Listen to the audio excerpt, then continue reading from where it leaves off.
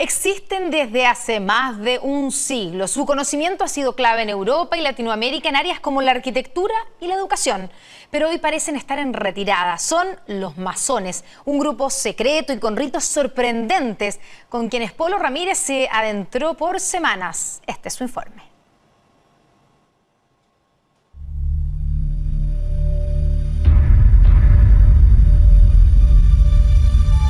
Lo de ellos siempre ha sido el misterio, los rituales secretos. Su forma de entender la vida y la muerte les permitió construir un extraordinario poder basado en crípticas logias.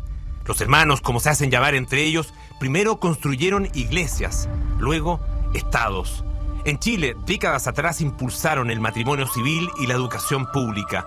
Varios presidentes fueron de ellos. Tras décadas en que parecieron no tener voz, hoy levantan la mano para decir que siempre han estado entre nosotros y quieren que los volvamos a ver. Es el retorno, el regreso de los masones. Hace 300 años, arquitectos y artesanos expertos en la construcción de catedrales decidieron alejarse de la fe católica y crear su propio sistema de dogmas y creencias. Cuando en todo el mundo se imponía el racionalismo, ellos se organizaron en logias o fraternidades basadas en crípticos ritos y estrictas jerarquías. En países como Francia, los viejos masones o albañiles pronto darían paso a una nueva casta que llegaría a tener un poder insospechado. Era el inicio de los masones, una hermandad secreta consagrada al conocimiento que hasta el día de hoy protege la identidad de sus miembros. Este ideario tendría sus costos, pues una y otra vez les significó enfrentarse con la Iglesia Católica, institución que alertó a quienes los apoyaran.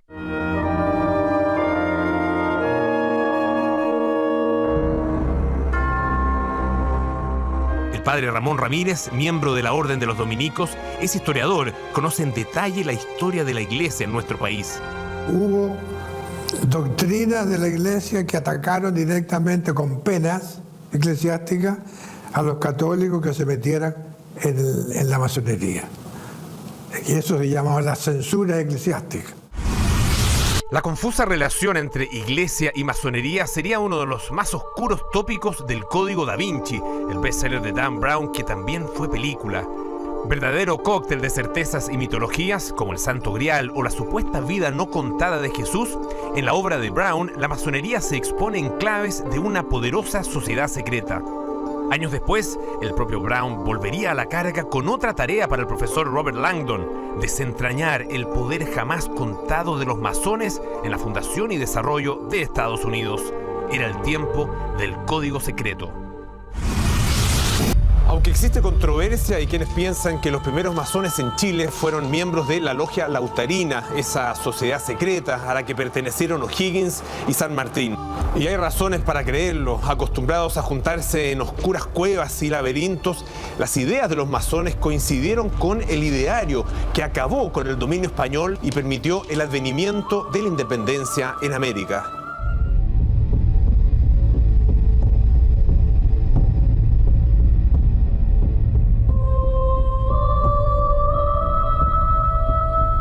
Felipe Santiago del Solar es doctor en Historia y cientista político de la Universidad Católica. Felipe es uno de los pocos que ha escrito sobre la influencia de los masones en Chile. La Guerra de Independencia es un momento en el cual hay apertura y se genera la posibilidad de que se implanten logias. La masonería se concibe a sí misma desde el siglo XVIII como una república universal, es decir, son ciudadanos del mundo. Entonces la masonería en sí mismo es una red internacional. Tras la consolidación de la independencia, los masones intentaron instalarse en el país, pero en su primer intento no lo lograron porque Diego Portales los alertó de los males que podrían sufrir de seguir en el intento. La historia daría un vuelco en Valparaíso, la ciudad donde los masones desplegaron su red en la segunda mitad del siglo XIX. Baldomero Estrada, profesor en el Instituto de Historia de la Universidad Católica de Valparaíso, ha investigado todo lo que tiene que ver con inmigración y conoce detalles del anclaje en el puerto. El desarrollo de la masonería coincide con toda una época del desarrollo, del impulso de la actividad económica de Valparaíso.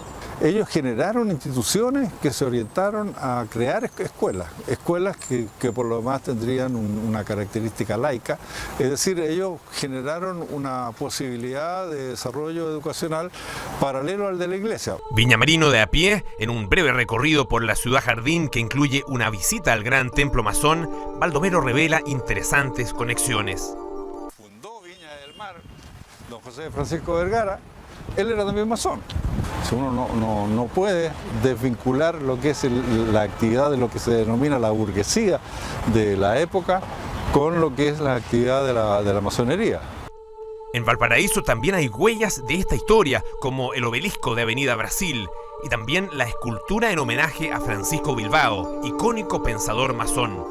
La base de toda su influencia, el simbolismo, el rito, el secreto.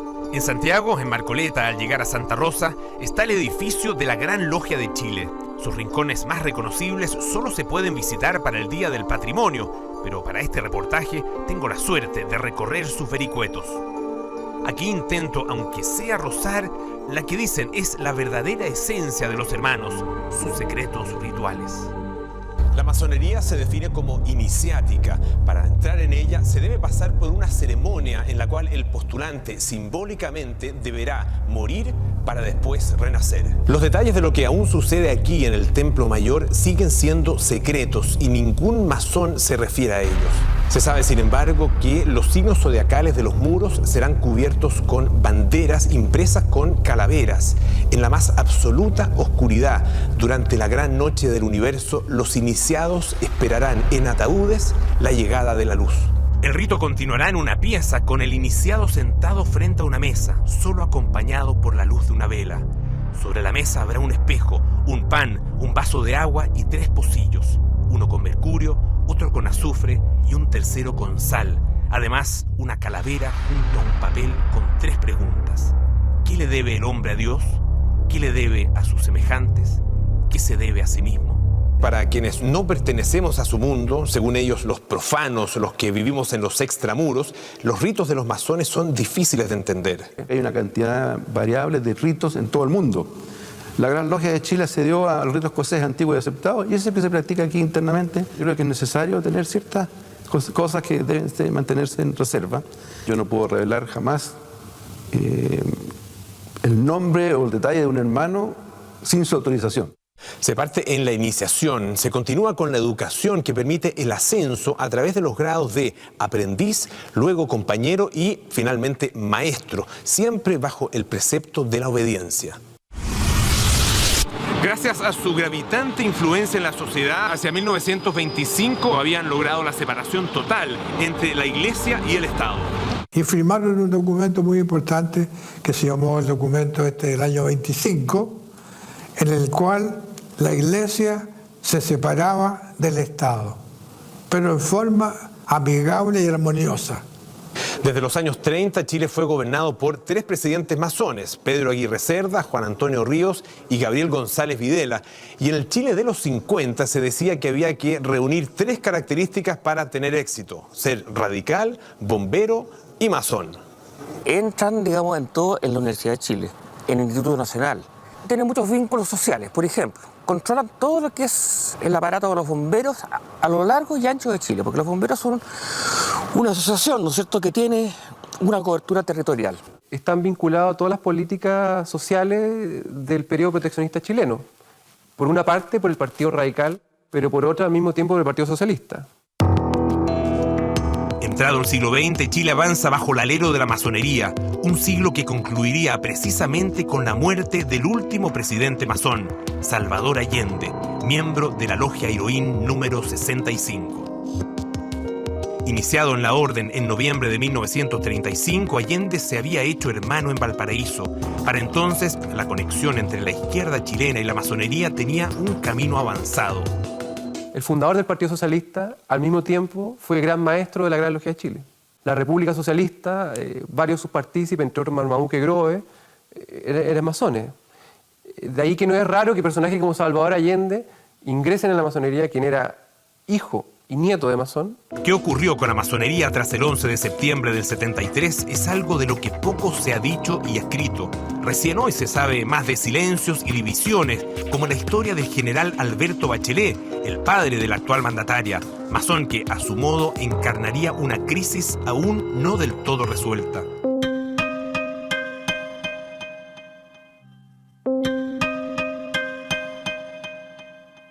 La periodista Nancy Castillo conoce detalles de aquello. Él llega a la masonería porque cuando conoce a Ángela Geria, a mediados de los años 40, la familia de ella era una familia de radicales y masones. Tras ser liberado, luego de su primera detención en dictadura, Alberto Bachelet recibió una carta en la que se enteró de su expulsión de la masonería por inasistencias. Y él, muy sentido, les escribe a su vez una carta donde reclama que fueron poco valientes con él, que ellos sabían perfectamente en qué situación estaba. Estaba detenido, había estado detenido en la Academia de Guerra. La masonería iniciaba una particular oscuridad que se extendería incluso hasta el regreso de la democracia. Patricio Díaz Silva, autor de La masonería en Chile, conoce bien la historia de los 90. Se puede destacar la figura, por ejemplo, de don Enrique Silva Sima, quien fue canciller de Chile en el gobierno de Patricio Aylwin. Es importante decir que la masonería no ha tenido una posición unitaria en lo político a lo largo de la historia, sino que varía y busca un poco aprovechar las circunstancias y situarse ahí. Según informan los propios masones, hoy en Chile habría unos 15.000 hermanos. Cada uno debe pagar entre 25.000 y 40.000 pesos por la membresía. Pero ¿quiénes son hoy los masones? Yo creo que hay masones en la actividad política y en la actividad intelectual, en el Poder Judicial, por ejemplo, en la educación secundaria, en las universidades del Estado, en el Parlamento, muchos masones. No solo radicales, porque los radicales son pocos ahora, pero también socialistas, como era Allende. Incluso yo coincido perfectamente que pueden estar en Renovación Nacional, incluso en la Democracia Cristiana y en la Fuerza Armada. Los esfuerzos de la actual masonería están centrados en la apertura. Hoy buscan reordenar la casa con transparencia y modernización. Nuestros hijos no están llegando a la masonería. Cuando uno conversa con ellos, ¿qué es lo que le dicen? Nos ven como una institución de viejos, entre comillas, excesivamente formal, atrapada por las formas en descuido del fondo. Luis Riveros fue por 2 periodos consecutivos rector de la Universidad de Chile y hoy es el gran maestro de la Gran Logia de Chile. Según él mismo ha dicho, el principal desafío de su administración es lograr que la masonería recupere el sitial que antaño tuvo en la discusión de los principales temas país. Lo que hemos pretendido, ¿no es cierto?, en las gestiones de los últimos años es que la masonería recupere esa vocación republicana. La masonería hoy en Chile para muchos puede sonar como una institución antigua. Es absolutamente vigente en la medida de que nuestra sociedad todavía tiene grandes problemas en materia de tolerancia, en materia de infraternidad, en materia de una libertad que está acotada, en materia de que existe una desigualdad profunda.